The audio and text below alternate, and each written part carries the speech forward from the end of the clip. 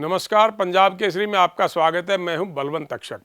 भले ही चुनाव आयोग ने हरियाणा में बड़ौदा विधानसभा क्षेत्र के उपचुनाव के लिए अभी तारीख का ऐलान नहीं किया हो, लेकिन इस रण को जीतने के लिए सभी राजनीतिक पार्टियों ने अपनी तैयारियां शुरू कर दी हैं।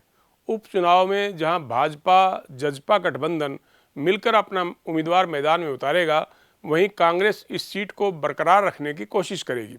इंडियन नेशनल लोकदल भी इस बार पीछे नहीं रहना चाहता। राजनीतिक पार्टियां क्या क्या तैयारियां कर रही हैं और किसका क्या कहना है, आइए देखते हैं एक रिपोर्ट।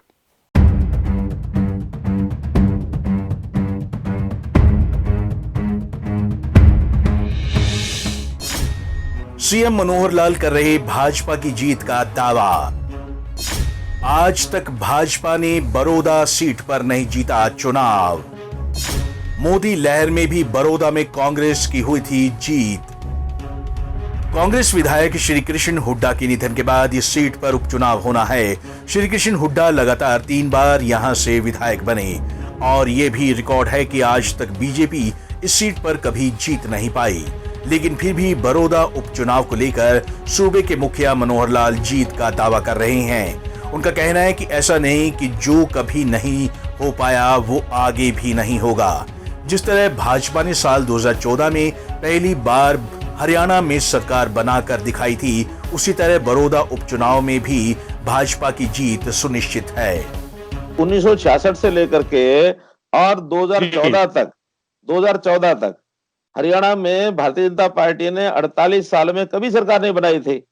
अब कोई काम कभी आज तक नहीं हुआ हो तो आगे कभी होगा नहीं, इसका कोई आधार नहीं होता कहने का। इसलिए अगर 48 साल में हमने सरकार नहीं बनाई और आज सरकार बना ली है तो इसका आधार तो अपने आप बन जाता है कि कोई काम आज तक नहीं किया उसको कभी पहली बार कोई करेगा तो कर ही लेगा। इसलिए बड़ौदा में हम चुनाव जीतेंगे, निश्चित जीतेंगे, क्योंकि अगर हरियाणा में हमने पहली बार सरकार बनाई है तो बड़ौदा में पहली बार जीतना। चुनाव में जजपा देगी भाजपा को समर्थन। हरियाणा और बड़ौदा के राजनीतिक इतिहास में ऐसा भी हो चुका है कि जब बड़ौदा रिजर्व क्षेत्र था तब देवीलाल की पार्टी ने 7 बार यहां से जीत हासिल की थी। लेकिन इसके बाद पिछले 3 चुनावों से लगातार कांग्रेस पार्टी का दबदबा यहां कायम है। वहीं बात करें जननायक जनता पार्टी की तो यहां भाजपा जजपा गठबंधन मिलकर उम्मीदवार उतारने की तैयारी में है और ये तय भी हो चुका है कि उम्मीदवार भाजपा का ही होगा और दुष्यंत चौटाला की पार्टी जजपा उसका समर्थन करेगी। बड़ौदा कॉन्स्टिट्यूंसी बेसिकली हरियाणा बनने से लेकर के अब तक का इतिहास उठा करके देख ले, इंडियन नेशनल लोकदल, जनता पार्टी, समता पार्टी, चाहे वो किसी नाम से रही हो, चौधरी देवीलाल के फॉलोवर ही वहाँ से चुनाव जीतते रहे। उस कॉन्स्टिट्यूंसी में बदलाव होने के बाद कुछ गांव कलोई कॉन्स्टिट्यूंसी के जुड़े और उसके बाद भूपेंद्र सिंह हुड्डा की पार्टी के श्री कृष्ण हुड्डा, जो हमारे साथ भी विधायक रहे हैं, वो वहाँ से विधायक बने। हमारा वहाँ पे निरंतर किस तरह का संगठन है और वो कॉन्स्टिट्यूंसी हमारी रही है, पर हम भारतीय जनता पार्टी से तालमेल कर करके ही सारा कुछ करेंगे। बड़ौदा में 3 बार लगातार कांग्रेस की हुई जीत। उपचुनाव में भी कांग्रेस ने किया जीत का दावा। वहीं कांग्रेस के राज्यसभा सांसद दीपेंद्र हुड्डा का कहना है कि जनता भाजपा की नीतियों से दुखी आ चुकी है और इस सीट पर कांग्रेस की जीत बरकरार रहेगी। वहीं दीपेंद्र का कहना है कि कोरोना जैसी महामारी के चलते भी बीजेपी रैलियां करने में जुटी हुई है। इनको अब बड़ौदा कैसे याद आया? मैं इनसे ये प्रश्न पूछना चाहता हूं, पिछले 6 वर्ष से क्या बड़ौदा हरियाणा के मानचित्र पे नहीं था? क्या बड़ौदा विधानसभा क्षेत्र हरियाणा में नहीं था 6 वर्ष से? अभी तक बड़ौदा विधानसभा क्षेत्र में मुख्यमंत्री जी नहीं गए। जब से वो मुख्यमंत्री बने कोई मंत्री वहां पे हमने नहीं देखा, क्योंकि हमारा क्षेत्र है। मगर अब उनको परवाह नहीं थी 6 साल की बड़ौदा विधानसभा क्षेत्र वासियों की, और अब हमारे बड़ौदा विधानसभा क्षेत्र वासियों की सेहत की परवाह नहीं है, क्योंकि अपनी राजनीतिक पॉइंट स्कोर करने, सोशल डिस्टेंसिंग को तोड़ते हुए जब संक्रमण तेजी से दिल्ली से हरियाणा की ओर बढ़ रहा हो, तब राजनीति अपनी सभाएं वहां पे करी जा रही हैं। अगर ये करनी थी, मंत्रियों को कुछ काम करने थे बड़ौदा विधानसभा क्षेत्र के, तो 6 साल थे इनके पास।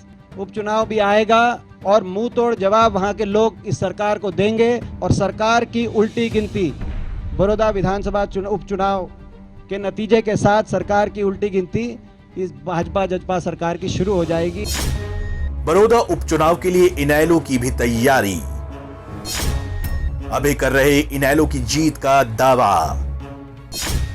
चौधरी देवीलाल का प्रभावी इलाका है बड़ौदा। उपचुनाव परिणाम के बाद गिर जाएगी सरकार। वहीं इनेलो भी बड़ौदा सीट पर जीत का दावा कर रही है। चौधरी देवीलाल के प्रभाव वाला इलाका है। वहीं अभय ने तो यहां तक कह दिया कि बड़ौदा उपचुनाव परिणाम आने के बाद भाजपा जजपा गठबंधन सरकार गिर जाएगी। गिरोह कोई ज्यादा दिन तक नहीं चल सकते। लोग दुखी हैं, परेशान हैं और ऐसी सरकारें ज्यादा दिन चल भी नहीं सकती। चौधरी बंसीलाल की सरकार टूटी थी कि नहीं टूटी थी? ये सरकार कैसे चलेगी? उनकी गिर सकती है तो ये भी गिरेगी। ये सरकार तो आज जो चल रही है वो केवल भूपेंद्र सिंह हुड्डा की वजह से है। भूपेंद्र सिंह हुड्डा और बीजेपी आपस में मिली हुई है। वो सरकारें चला करती है जिनका पहले से गठबंधन हो आपस में। ये तो एक स्वार्थ था। भाजपा तो सत्ता में आना चाहती थी और जिन्होंने इनको सहयोग दिया, जो इनके साथ गए, वो भी केवल अपना स्वार्थ पूरा करना चाहते थे। वो भी दाव लगाना चाहते थे सत्ता का। बड़ौदा उपचुनाव के लिए सभी राजनीतिक पार्टियों ने अपनी रणनीति बनानी शुरू कर दी है। जल्दी ही नेताओं के दौरे तेज हो जाएंगे। उपचुनाव में अगर भाजपा जजपा गठबंधन का उम्मीदवार जीतता है तो ये कांग्रेस के लिए एक बड़ा झटका साबित होगा। अगर हार होती है तो इस एक सीट से मौजूदा सरकार के स्थिरता पर कोई फर्क नहीं पड़ेगा। बहरहाल इस उपचुनाव से ये जरूर साफ हो जाएगा कि हरियाणा सरकार के कामकाज से लोग कितने खुश या नाखुश हैं। पंजाब केसरी के लिए बलवंत तक्षक के साथ सुनील की रिपोर्ट।